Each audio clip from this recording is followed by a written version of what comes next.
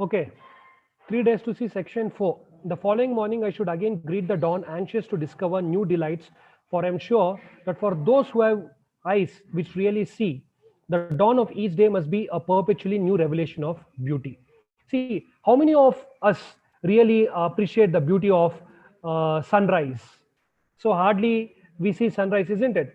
Most of us usually wake up around 7 o'clock. By the time sun would have already the dawn, the time of dawn is already over. So she is trying to convey the same thing again. So people with sight do not give that much of importance to sunrise, whereas me, who is having a sight only for a limited time, is enthusiastic to have a look at this sunrise. This, according to the terms of my imagined miracle, is to be my third and last day of sight. I shall have no time to waste in regrets or longings. There is too much to see. She says, rather than worrying that I should have had eyes for a longer time to have a look at all this beauty, I have no time for regrets or longings. Longings means desire. I have to utilize this time to the maximum extent, she says. The first day I devoted to my friends, animate and inanimate, living and non-living. Inanimate means even the rugs or her belongings. She loved it to such an extent. She considered it as friends. The second revealed to me the history of man and nature because she visited the museums there.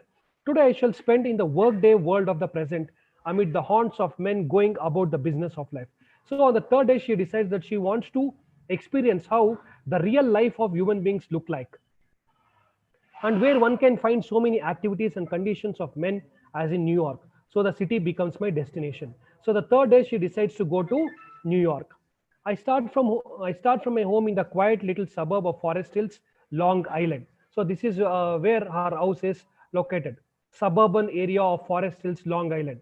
Here, surrounded by green lawns, trees, and flowers, are neat little houses, happy with the voices and the movements of wives and children, heavens of peaceful rest for men who toil in the city. So she is living in a suburban area. Suburban area means away from, or a area that is bordering a city. So you can have in the suburban areas, you can have the aspects of the city also and aspects of rural area also. I drive across the lacy structure of steel which spans the East River, and I get a new and startling vision of the power and ingenuity of mind of man. Busy boats chug and scurry about the river, racy speed boats, stolid, snorting tucks. If I had long days of sight ahead, I should spend many of them watching the delightful activity upon the river. See, though she says that she doesn't have sufficient time to regret or long, she is expressing a unhappiness or unhappiness of having sight only for 3 days. She says, if I had much time, I could have enjoyed all this. I look ahead, and before me rise the fantastic towers of New York, a city that seems to have stepped from the pages of a fairy story. See, for many, New York, visiting New York is like a fairy tale. It's not that easy to leave and settle down in New York because it's very expensive. What an awe inspiring sight! These glittering spires, these vast banks of stone and steel, sculptures such as the gods might build for themselves. So she says, now she is describing the monuments or the physical aspects of New York, and she is expressing her surprise. This animated picture is a part of the lives of millions of people every day. How many, I wonder, give it so much as a second glance? Very few, I fear. Means, for example, those who stay in New York do not know its real importance. That is what she intends to convey. Their eyes are blind to this magnificent sight because it is so familiar to them. See, many times there is an adage, familiarity breeds contempt. If you are familiar with somebody, or if you are familiar with any aspects, you try to neglect it. That is what happens with our parents, isn't it? We are very much okay with however we talk to our parents or close friends or others, but we do not talk in the same manner with that of others. So there is a saying, familiarity breeds contempt. Contempt means you lose importance, you neglect them. Similarly, since people who are already living in New York are very much familiar with the city, they do not recognize its beauty, she says. I hurried to the top of one of those gigantic structures, the Empire State Building. For there, a short time ago, I saw the city below through the eyes of my secretary. So she says she went up to she intends to go to the Empire State Building, from where the top of the building, where from where she can see the entire city. I'm anxious to compare my fancy with reality, I am sure I should not be disappointed in the panorama spread out before me. Panorama means the wide variety of aspects that she can come across, sceneries. For to me, it would be a vision of another world. See, for her, it's like another world, because for the first time she is seeing the city from top of a tall building. Now I begin my rounds of the city. First, so this is very important. They will ask factual questions regarding what did she do, where did she go first in the New York City. We should be able to identify. First, I stand at a busy corner, merely looking at people, trying by sight of them to understand something of their lives. I see smiles and I am happy. I see serious determination and I am proud. I see suffering and I am compassionate. So the first aspect that she wants to do when she enters the New York City is she just want to go and stand in a busy place. When she stands in a busy place, she wants to have a people, look at people's faces. There she says, I here though she says, I see smiles and I am happy. She is not actually seeing anybody. This is just an imaginary situation. What she intends to do, if at all she gets sight for 3 days. On the third day, this is what intention she is visualizing. I will say this. I say this. So she says she could see smile, she could see happiness, determination, pride, suffering, and compassion. I stroll down Fifth Avenue. I throw my eyes out of focus so that I see no particular object but a seething kaleidoscope of color. I am certain that the colors of women's dresses moving in a throng must be a gorgeous spectacle of which I should never tire. Gorgeous spectacle means sight. So she is talking about the varieties of dresses that women wear. So she says she never gets tired of seeing women wearing different dresses. But perhaps if I had sight, I should be like most other women, too interested in styles and the cut of individual dresses to give much attention to the splendor of color in the mass. So she says if she had been like any other normal woman, she too would have given importance to various aspects of styles, be it in terms of dress or her looks. And I am convinced too that I should become an inveterate window shopper, for it must be a delight to the eye to view the myriad articles of beauty on display. Window shopping means what? See, whenever you get bored, what do you do? And moreover, you don't have money, you just go to enter a mall and just look at what all is there for the offering. So though you don't buy, you get some satisfaction. Means the main purpose is you get deviated or distracted from your uh, distracted from the issues that are burdening you. So she says she just want to have there is no other go for it except from becoming a window shopper, because one thing is she will not be able to enjoy this at a later stage. Second thing is she will not have all the money to buy what all she likes. From the Fifth Avenue, I make a tour of the city to Park Avenue, to the slums, to factories, to parks where children play. I take a stay at a home trip abroad by visiting the foreign quarters. Always my eyes are open wide to all the sights of both happiness and misery, so that I may probe deep and add to my understanding of how people work and life. She is not just interested in the beauties of city life. She also wants to understand the problems faced by poor people in the city. Therefore, she says, apart from visiting busy places and high-rise buildings, she wants to go to some slums, factories, and parks. I take a stay at home trip abroad by visiting the foreign quarters. Always my eyes are open wide to all the sides of both happiness and misery, so that I may probe deep and add to my understanding of how people work and live. My heart is full of the images of people and things. My eye passes lightly over no single trifle. It strives to touch and hold closely each thing its gaze rests upon. So she says she even focuses on minute aspects of life, not just the famous aspects or important aspects, even the minute aspects she is interested in. Some sights are pleasant, filling the heart with happiness, but some are miserably pathetic. So she is elaborating what all the aspects that she will come across. Some sight will be beautiful to look at, and some will be very disappointing. To these later, I do not shut my eyes, for they too are part of my life.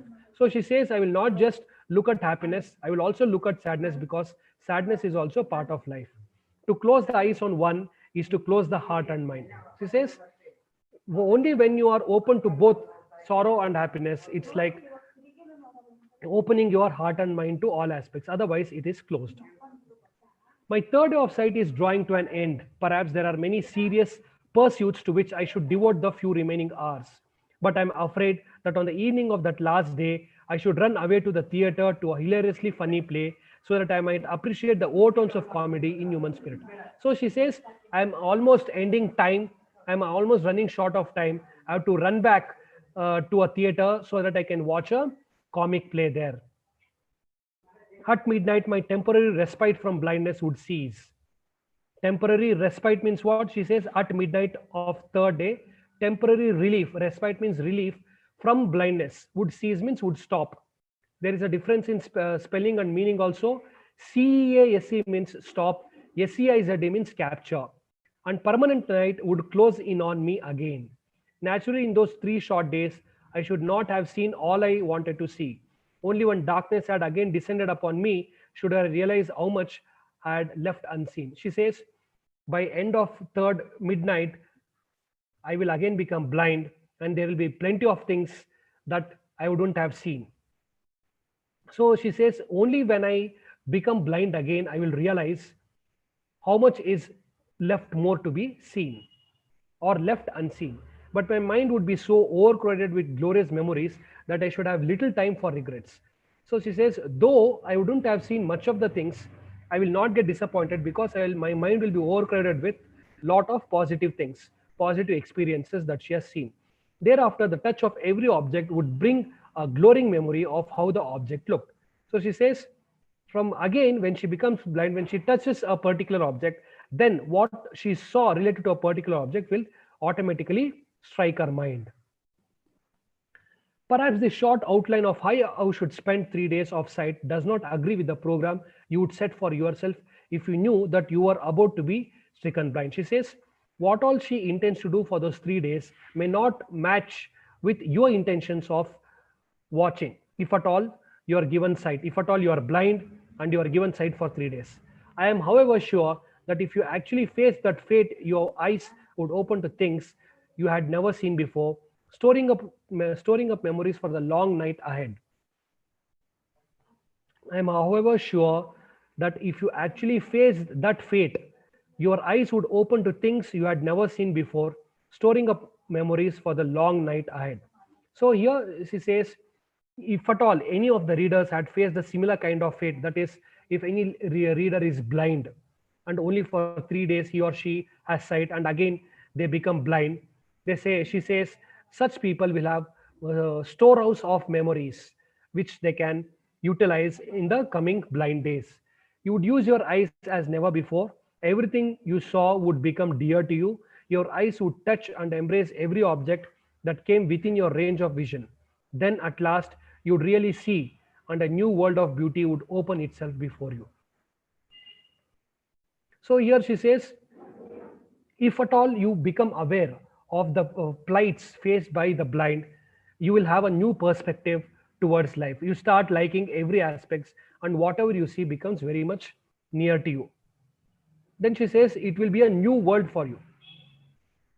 I who am blind can give one hint to those who see, one admonition to those who would make full use of the gift of sight.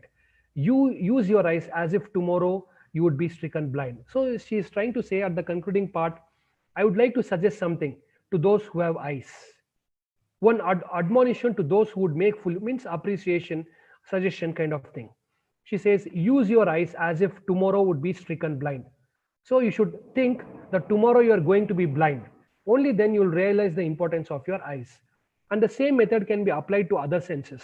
Hear the music of voices, the song of the bird, the mighty strains of an orchestra, as if you would be stricken deaf tomorrow. So she is also suggesting that how efficiently you have to use your eyes and ears. Touch each object you want to touch as if tomorrow your tactile sense would fail. Smell the perfume of flowers. Taste with relish each morsel. Each morsel means each spoon of food that you take, as if tomorrow you would never smell and taste again. Make the most of every sense. Glory in all the facets of pleasure and beauty which the world reveals to you through the several means of contact which nature provides. So she's trying to say that utilize your senses to the fullest extent. Utilize your sense organs to the fullest extent. Use your nose, ears, eyes, mouth in an efficient manner. Make the most of every sense. Glory in all the facets of pleasure and beauty, which the world reveals to you through the several means of contact which nature provides. But of all the senses, I am sure that sight must be the most delightful. So you might get a question in MCQ, of all the senses, which senses does the author consider as important? The answer would be eyes. She says only through sight you can enjoy other senses.